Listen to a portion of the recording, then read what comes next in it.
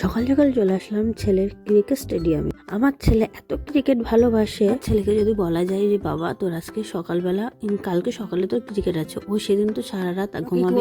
ঘুমানো বাদ দিয়ে আমাকে হয়তো 2টোর সময় আমাকে ডাক দেবে, মা সকাল হয়েছে। 4টের সময় আমাকে ডাক দেবে, মা সকাল হয়েছে। 5:30টার সময় ডাক দেবে, মা সকাল হয়েছে। আমি কখন ক্রিকেট খেলতে ও এতটা ক্রিকেট খেলতে ভালোবাসে, তার নমুনা দেখো।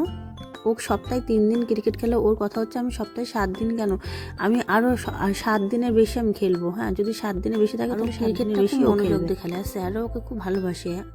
আর বাচ্চাদের একটা ঠিক আছে, একটা হবি থাকা ভালো পড়াশোনার ক্ষেত্রে। পড়াশোনা তো থাকছে, তার পাশাপাশি যদি কোনো একটা কিছু থাকে, তো ক্রিকেটটাই বেছে নিয়েছি। আমি ক্রিকেটটাই খেলাই। আজকে সকালে যখন চলে এসেছি, প্রতিদিন সকালবেলা 6:30 মানে 7টার ভিতরে ক্রিকেট স্টেডিয়ামে ঢুকে যাই। তো ক্রিকেট খেলে 10:30টার দিকে ছুটি হয়, নিয়ে চলে আসি।